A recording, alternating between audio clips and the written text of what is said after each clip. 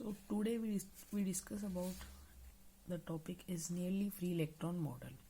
तो nearly free electron model topic को हम समझने से पहले कुछ ऐसी टर्म्स है जो इस टॉपिक्स में आएगी उन्हें हम समझ लेते हैं। तो पहले हम बात करते हैं लैटिस की, कि लैटिस हमें पता होना चाहिए क्या होता है। क्रिस्टल वैसे तो हम सब जानते हैं, लेकिन हमें वो भी पता होना चाहिए कि ये भी क्या है। तो मैं सबसे पहले क्रिस्टल की बात करूँ सिंपल वे में, तो क्रिस्टल को हमें पता है कि क्रिस्टल किससे बनता है, लैटिस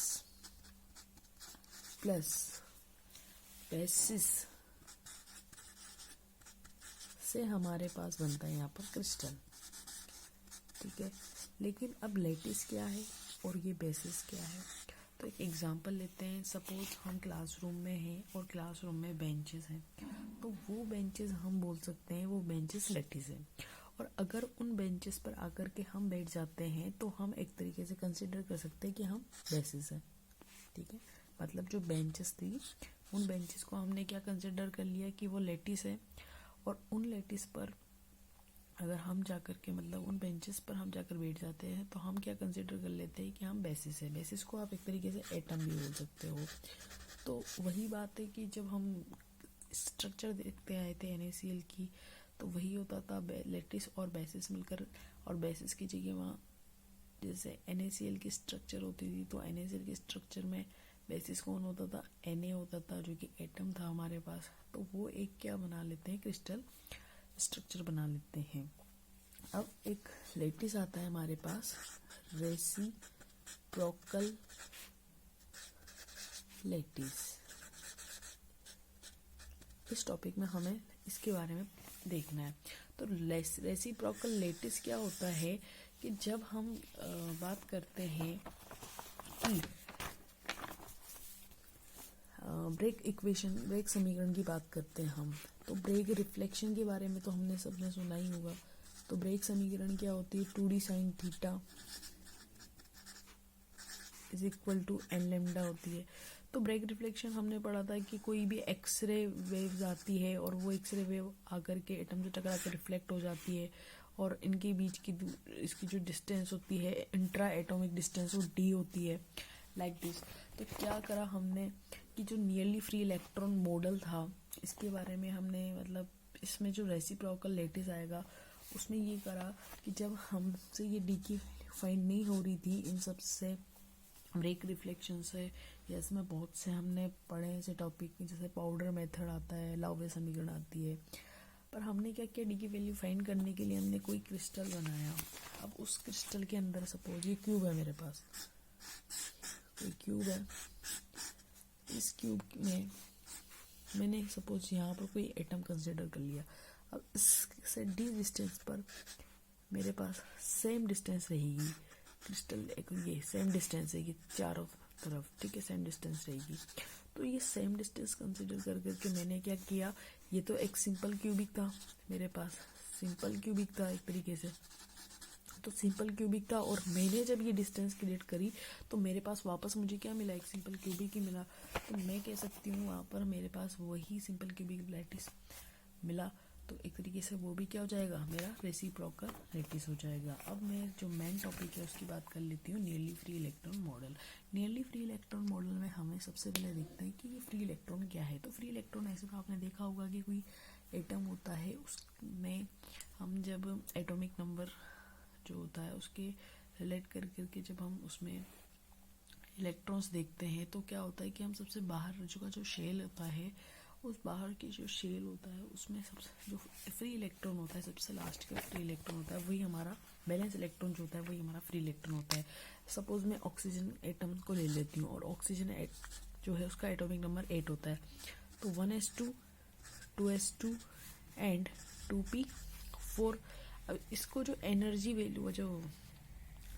वैल्यू में तो अपन ऐसे देखो, जैसे कोई क्रिस्टल है तो उस क्रिस्टल में हम क्या लेंगे, कोई एटम है, और इसकी जो एनर्जी लेवल होंगे कुछ इस टाइप से होंगे, तो इसी टाइप से होते हैं उसमें भी क्रिस्टल के अंदर एनर्जी लेवल्स 0 to इन्फिनिटी आप बोल सकते हो, या फिर आप बोल सकते हो फ्री इलेक्ट्रॉन की हम बात कर रहे हैं। तो अगर मान लो आप जैसे कि बनाओगे, ठीक है, तो न्यूक्लियस होता है हमारे बीच में पॉजिटिव, है ना, जैसे आप कॉपर की बात कर लो तो कॉपर में हमारे पास जो पॉजिटिव होगा और इसका जो है 29 एटॉमिक नंबर होता है, तो जो लास्ट का जो इलेक्ट्रॉन होगा, हम जब शेल में भरेंगे, इन शेल्स में भरेंगे, तो जो लास्ट का इलेक्ट्रॉन होगा वो लास्ट का इलेक्ट्रॉन हमें बैलेंस इलेक्ट्रॉन होता है और उसी बैलेंस इलेक्ट्रॉन को हम बोलते हैं फ्री इलेक्ट्रॉन। फिर यहाँ की बात छोड़ते हैं, हम आते हैं हमारे टॉपिक पर। तो नियरली फ्री इलेक्ट्रॉन मॉडल क्या है?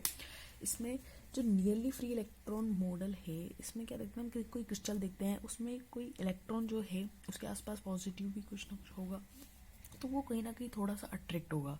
तो वो जो अट्रैक्शन है उसे हम फ्री इलेक्ट्रॉन मॉडल देते हैं। लेकिन अगर बिल्कुल भी अट्रैक्शन नहीं है, इंडिपेंडेंट है ना, इंडिपेंडेंट है, वो 0 से इन्फिनिटी तक मूव कर सकता है या फिर हम एनर्जी लेवल तक कर सकता है, बिल्कुल फ्री है ना, इंडिपेंडेंट है उनसे, तो उसको हम नियरली फ्री इलेक्ट्रॉन मॉडल दे देते हैं। तो हम टॉपिक पे आते हैं।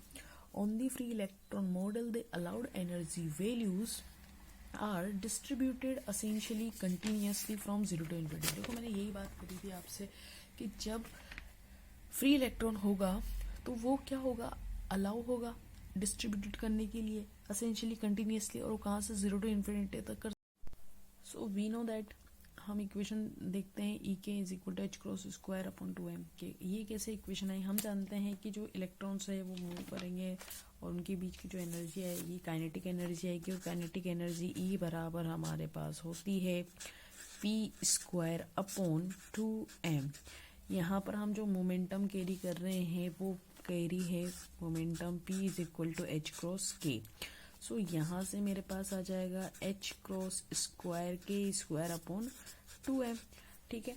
लेकिन मेरे पास जो आया h cross k square upon 2m, वो जो है यहाँ पर, लेकिन सिंपल के लिए, लेकिन हम तो क्या ले रहे हैं, क्यूब ले रहे हैं, और क्यूब ले रहे हैं तो तीनों डायरेक्शन के लिए लेना पड़ेगा, एक्स वाई जेड के लिए। सो मैंने इसको इस तरीके से लिख दिया, तो ये मेरी इक्वेशन नंबर 1 हो जाएगी। Where for a periodic boundary condition over a cube of side L, तो यही यहाँ पर ये डिफाइन कर रहा है। For a cube of side L boundary condition, अब इनकी जो बाउंड्री कंडीशन हम देखेंगे वो 0 है, प्लस माइनस 2 पाई एल है, और plus minus 4 pi by L है। क्योंकि जो हम के वेव जो के है यहाँ पर वो वेव वेक्टर है, लेकिन हम के की जो बात करेंगे यहाँ पर हम कंसिडर करेंगे उसको, कंसिडर तो क्या लेकिन होता है ये के बराबर 2n pi upon n plus minus के लिए, ठीक है। और अगर मैं यहाँ पर वैल्यू पुट करूँ 0, तो मेरे पास आ जाएगी के की वैल्यू बाउंड्री कंडीशन में 0, और 1 पुट करूँ तो plus minus 2 pi by L, और 2 पुट करूँ तो plus minus 4 pi by L, और आगे भी ऐसे आती रहेगी।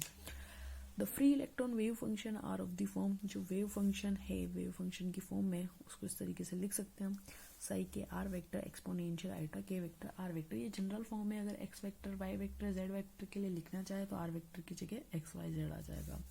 The represented running waves and carry momentum, और जो वेव है वो रनिंग वेव्स तो है, लेकिन वो क्या कैरी कर रही है, मोमेंटम कैरी कर रही है, और वो मोमेंटम क्या है यहाँ पर, P vector is equal to H cross के।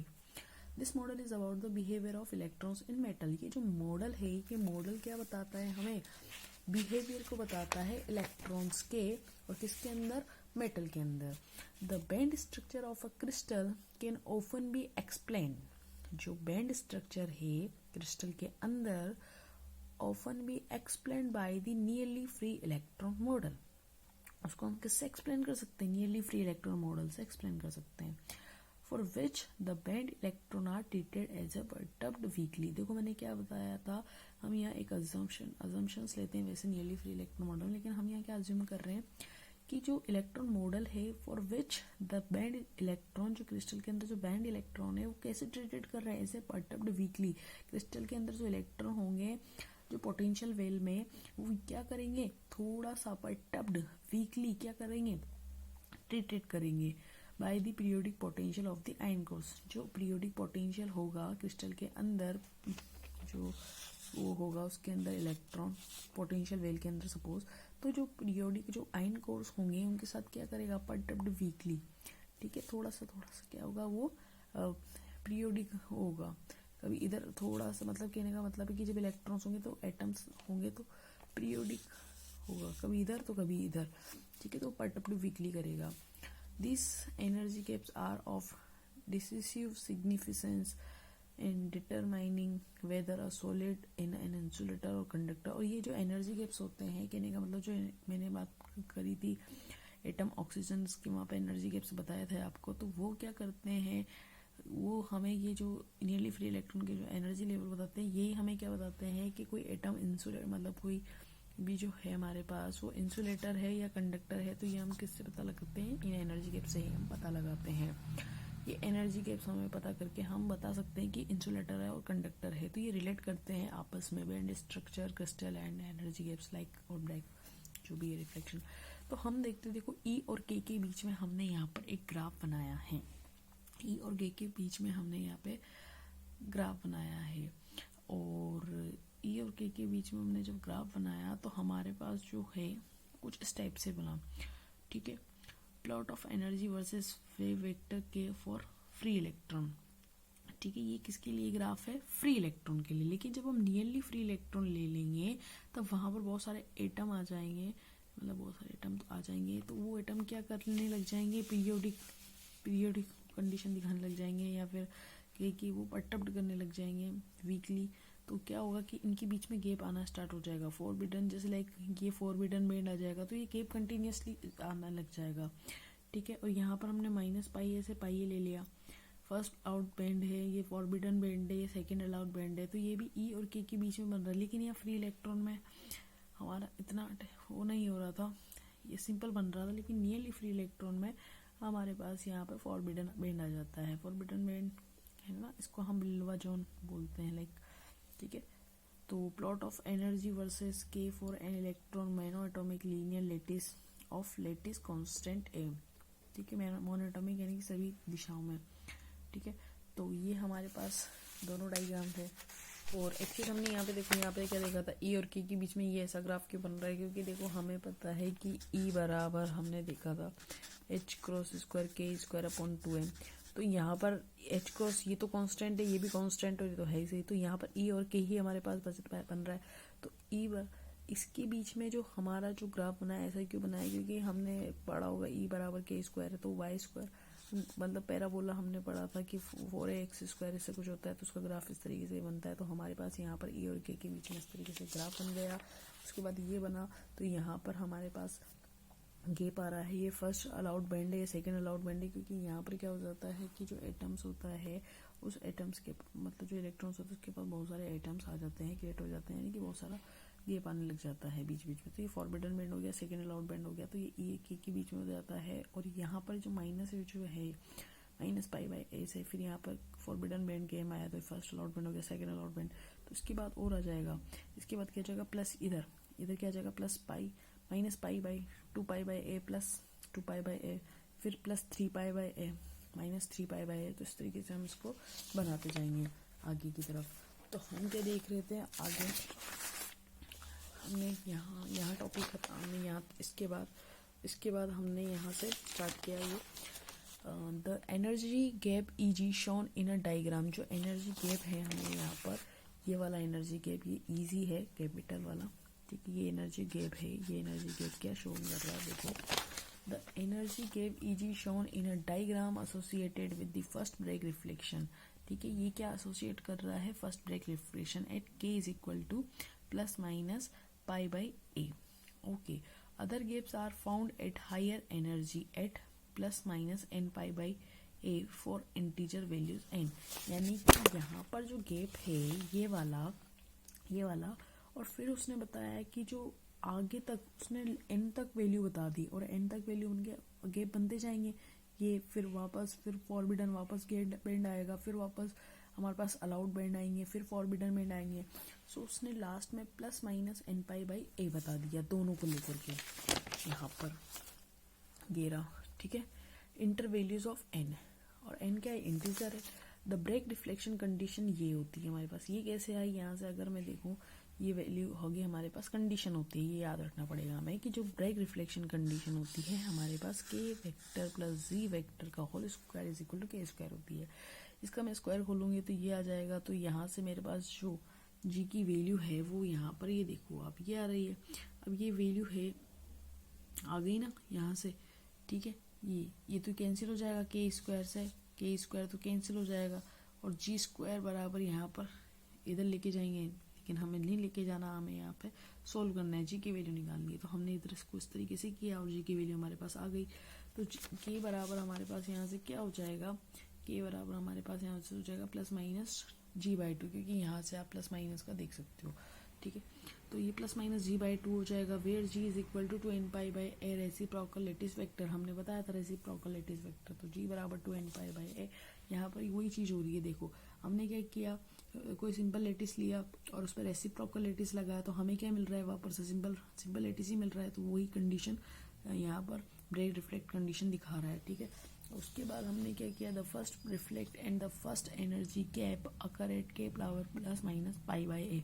सही है, जो first reflection and first energy gap आ रहा है हमारे पास डायग्राम में, वो यही आ रहा है।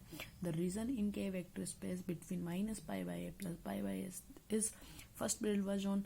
हाँ, हमने डायग्राम में देखा, ये फर्स्ट ब्रिल्वा जोन बता रहा है। आप एक बार और देख लो, ये फर्स्ट ब्रिल्वा जोन बता रहा है, ये वाला यहाँ से लेकर के यहाँ तक का, यानी ये फर्स्ट ब्रिल्वा जोन ही आएगा ना आगे, फर्स्ट अलाउड जोन के बाद। फिर इसने क्या कहा कि the first Brillouin zone of this lattice other energy gaps occur for other values of the integer n। हाँ, जो आगे की वैल्यू आएगी वो आगे की वैल्यू इंटीजर n पर डिपेंड करेगी और धीरे धीरे बढ़ती जाएगी।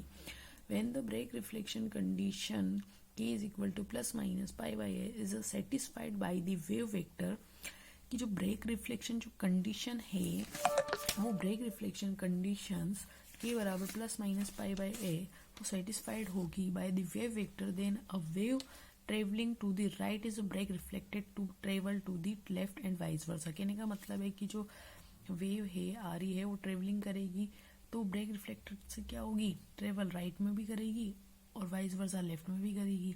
तो इस subsequent of Bragg reflection will reverse the direction of travel of the wave.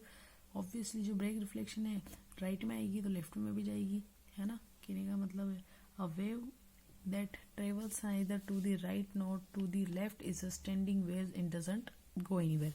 और यहाँ से हमने जो रिलेट किया था कि जो वेव आएगी वो लेफ्ट में जाएगी राइट में जाएगी, वो जाएगी, ठीक है, ट्रेवलिंग वेव होगी। लेकिन जो वेव ना राइट में जाएगी ना लेफ्ट में जाएगी, उसको हम कौन सी वेव बोलेंगे, स्टैंडिंग वेव्स। वो वेव्स होगी हमारे पास स्टैंडिंग वेव्स जो कि कहीं नहीं जाएगी, it does not go anywhere, या this doesn't go anywhere. The time independent state is represented by standing waves. तो टाइम इंडिपेंडेंट स्टेट्स है रिप्रेजेंटेड की जाती है standing waves. We can form of two different standing waves from the two travelling waves. अब यहाँ पर हमारे पास ये क्या है, सब ये सारी दोनों क्या है, दोनों क्या है, ट्रेवलिंग वेव्स है। Sai plus exponential iota pi x, और ये माइनस में, ठीक है, प्लस के लिए प्लस आ जाएगा बीच में और माइनस के लिए माइनस आ जाएगा, बाकी ये तो है ही से एक्सपोनेंशियली। सो ट्रेवलिंग वेव्स ये होती है दोनों। अब हम स्टैंडिंग वेव्स निकालेंगे इनसे। Then standing wave can be represented as, यहाँ हमने क्या किया, एक्सपोनेंशियल आयोटा पाई एक्स को हम क्या लिख सकते हैं, cos pi x a plus iota sine pi x a लिखते हैं हम एक्सपोनेंशियल को, और फिर यहाँ पर प्लस लग रहा है तो प्लस, और फिर इसको हमने रिप्रेजेंट कर दिया, रिप्रेजेंट किया इसको इस तरीके से लिख दिया, कोस पाई एक्स माइनस माइनस की फॉर्म में है ना, तो माइनस, और ये आ गया। अब यहाँ से अगर मैं देखूँ तो ये मेरा और ये मेरा कैंसिल हो रहा है, तो ये कैंसिल हो रहा है, तो मेरे पास इक्वेशन 4 क्या आ जाएगी, इस फॉर्म में आ जाएगी। स्टैंडिंग वेव्स मेरे पास साई प्लस के लिए, साई प्लस की ट्रेवलिंग वेव थी, वहां से मैंने स्टैंडिंग वेव्स निकाली 2 cos पाई एक्स ए, और इसी तरीके से मैं साई माइनस के लिए निकाल लूंगी। तो यहाँ से मेरे पास साई माइनस के लिए ट्रेवलिंग वेव आ जाएगी 2 iota sine pi x upon a. ये भी इस तरीके से आई, ट्रेवलिंग वेव से ही मैंने यहाँ पर निकाली, कॉस एक्सपोनेंशियल को निकाला, cos pi x a plus iota sine pi x है माइनस, उसकी फॉर्म में निकाला, और फिर ये मेरे पास इस तरीके से आ गई। तो मैं इसको किस तरीके से लिख सकती हूँ, देन हमारे पास ट्रेवलिंग वेव्स से स्टैंडिंग वेव्स क्या आई, देन वेव्स इज स्टैंडिंग, जो वेव्स है वो स्टैंडिंग फॉर्म्स में हम किस तरीके से लिख सकते हैं, उसको लिख सकते हैं हम साई प्लस डायरेक्ट फॉर्म में exponentially iota pi x upon a plus exponential minus iota pi x upon a, और इसके इक्वल में हम क्या लिख सकते हैं, ये इसको क्या निकाला आया था हमारे पास प्लस में 2 cos पाई एक्स अपॉन ए आया था। ठीक है, तो ये इक्वेशन नंबर 4 से हमने इस तरीके से लिख दिया यहाँ से।